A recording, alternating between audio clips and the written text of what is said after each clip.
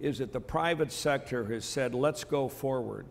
And to me, once we get the political situation handled, and I know that we've got lots of issues there, and I see them every day, but I see a core group of people, Tom, in our city working together, and I think the governor has given us an umbrella with this, the ability with this group of financial experts that we're going to have working on this consent decree to make a difference. But what has to happen, we must have metrics, we must have goals, and we've got to have deliverables. Because if we don't, we'll be right back where we are before. We all have to get on the same table. And there's no question that as I saw over the years, this last decade, I saw the counties moving away from the city. I see them coming back together. Cobo was a perfect example. And I think when we think about leveraging assets, let's leverage the state police. Let's leverage the sheriff's departments in these counties along with the city, and we can have a safe and secure city. So I see these types of partnerships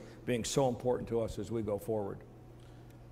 Joe, when Pittsburgh started to make progress, and you got a few victories under your belt in terms of changing the narrative, how did you stop complacency from setting in, saying, okay, we got it fixed now? I don't think complacency was even a problem today, by the way. Because I think there's still plenty of issues to tackle, but I think it is this notion of having the commitment and the forum to discussing how things are going and how they could be better. I mentioned in my remarks that one of the things that we're working on and haven't had much success is, you know, getting more flights in and out of Pittsburgh for the business community, right? We get lots of complaints of you can't get from Pittsburgh to anywhere direct, you have to stop. So I think there's been plenty of those things, but the one thing I would say based on your question is, boy, when you get a few victories under your belt, you really feel like you can achieve more. And I think that for the people involved, as you saw small and large victories, it really brought more people into the game, more energy into the game, more money in, and it starts to build on itself.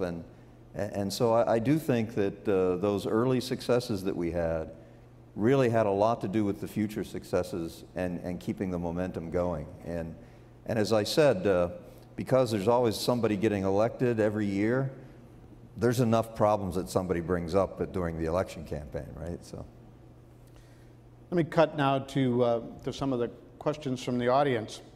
This one's for Roger. New downtown investment is great, but Detroit won't come back until the neighborhoods are improved. What needs to happen to accomplish improved neighborhoods? Is it about safety or safety and education? Well, I think number one, from a safety perspective, one of the first things we have to do, we have 60,000 blighted homes and buildings in the city of Detroit. And guess what? These house problems.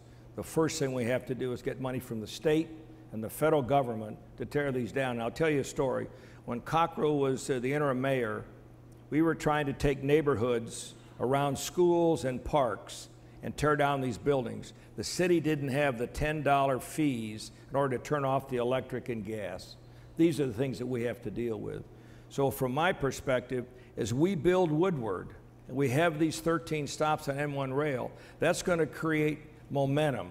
We'll be able to build houses around these stations. And I think cleaning up the neighborhoods, having them safe, we've got some beautiful homes in Detroit, some great areas. There's no question about it. We will be able to bring more people in. And I think about what's going on today. Dave Egner's 15,000 young people by 1515. We want people to move into the city. And guess what? Today, we're building more lofts and condos for people to live in because we're short. So there is interest. And I think that's going to spread out in these neighborhoods. But we've got to have a safe city. And I think the lighting, I said it earlier today, we should privatize that, let professionals take it over, and let's move on.